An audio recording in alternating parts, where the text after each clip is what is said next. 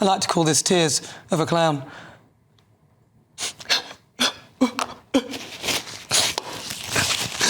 I've taken money from pensioners.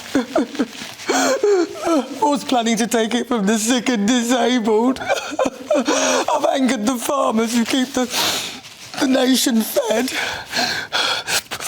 I've raided independent schools, many of whom cater for those with special educational needs. And my crazy NI hike has had the effect I said it would have in 2019, when I made the points that it was a jobs tax, so anti-growth. Did I write that speech? And now I'm crashing the economy. Rachel Reeves. That's what she should be crying for. Whether that's why she was crying remains to be seen. But it all did seem to kick off when Sir Keir Starmer refused to answer whether he could guarantee her future as Chancellor. Also, her face was puffy beforehand. Anyway, the tears turned the markets into another downward spiral. The fact that she couldn't tell us why was more the problem. Now, you know how we all feel, Rachel. We're all crying. When the Labour government took office, you had left-wing advocates like Carol Vorderman claiming the grown-ups are back in charge. So let's get the party started because they have gone. I'll drink to that. Yay! There we go. Hey, cheers. Keir Starmer stood on a plinth of integrity and change. Little did we realise what he actually meant was just to change his mind on everything. Now our country has voted decisively for change, for national renewal and a return of politics to public service. Public service, more like help yourselves. They kicked things off with Lord Ali and Freebiegate, Sir Keir Starmer being the worst offender, but many of his front bench had their snouts in the trough too. Since then, we've had constant U-turns. Now, I'm not saying don't U-turn, but on all these occasions, it was clear from the get-go that they were bad decisions. Policy number one, winter fuel allowance. Obviously a damn squib, which is why they did not include it in their manifesto. Their majority would probably not have been so big. It caused a major divide.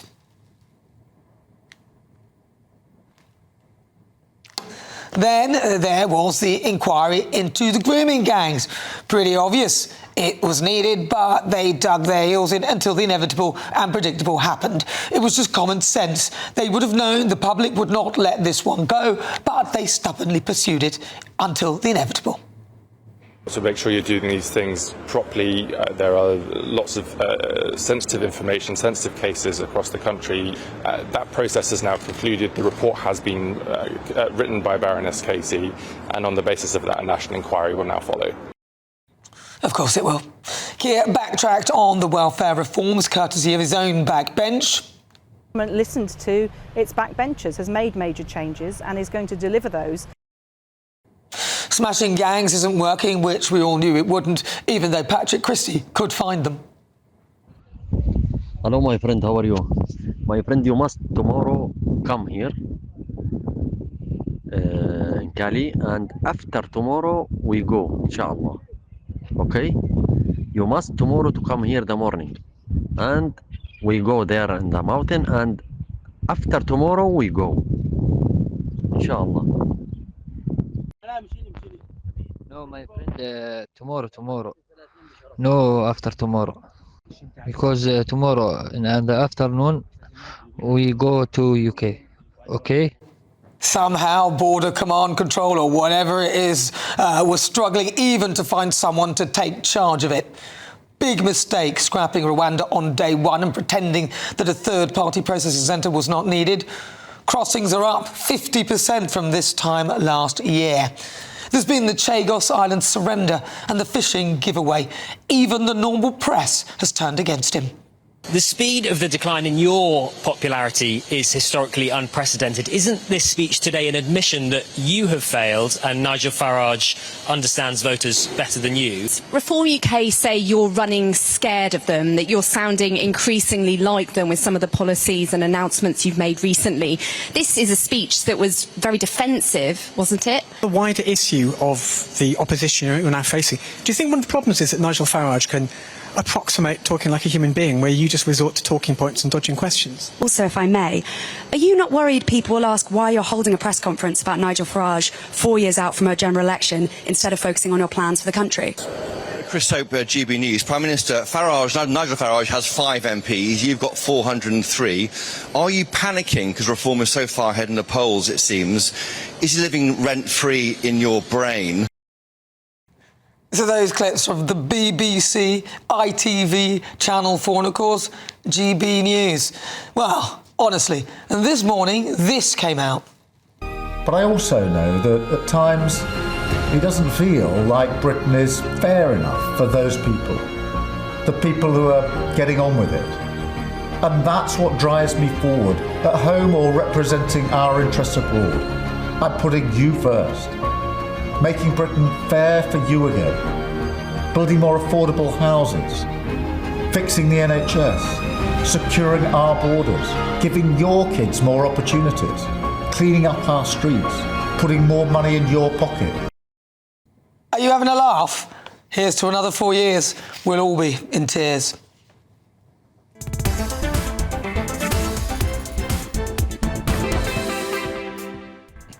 But before we get stuck into the debate, here's what else is coming up today. For the Great British Debate, I'm asking, are Labour and the Tories obsessed with Nigel Farage? Boris Johnson has become the latest person to discuss the rise of Reform, and Nigel will discuss whether the two main parties are obsessed with the party sitting top of the polls. Then, for the next Great British Debate of the hour, I'm asking, is the return of Jeremy Corbyn good for the right?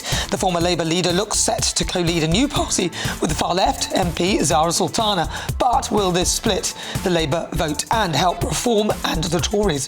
That is coming up. As ever, send me your thoughts, post your comments, gbnews.com/your say.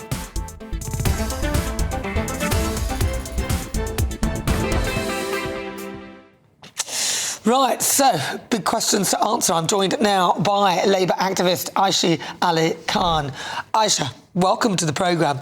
Come on, how are you? Look, we've seen it. It's pretty bad, isn't it? The first year. Surely even you cannot say that this has been a good first year. It's been pretty brutal. There's been a lot of negative headlines, and even obviously your summary was pretty succinct. It had all the major sort of things that have happened, things where we got wrong, and honestly, I kind of look back at this time last year, how positive everybody was and how happy everybody was, and it's been pretty grueling. Those couple of weeks of campaigning just before the election, and just feeling so relieved that finally we'd managed to succeed and obviously replace the Conservatives after 14 long years. So I think looking back, it has been a pretty tough year. It's been a pretty tough year for obviously people in those MPs and leaders in power, but also people like myself who went out of their way to vote, to campaign, to talk to people about how good it would be to have Labour in power. And I still feel, Nana, I still feel we've done a lot of positives as well. I think obviously we've had the recent trade deals with India and the US. We've had a policy announced about 10-year plan for the NHS.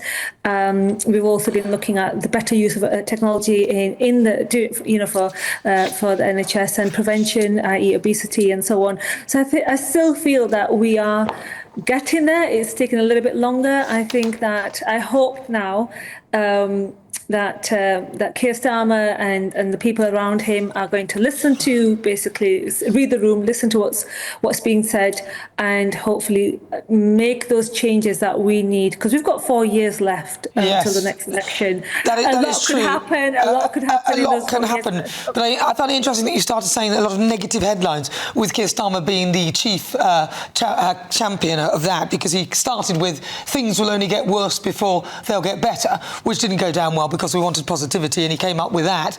So then it was kind of an excuse to explain why some of these horrendous policies were coming into play. And you also said that you're pleased because they replaced the Tories.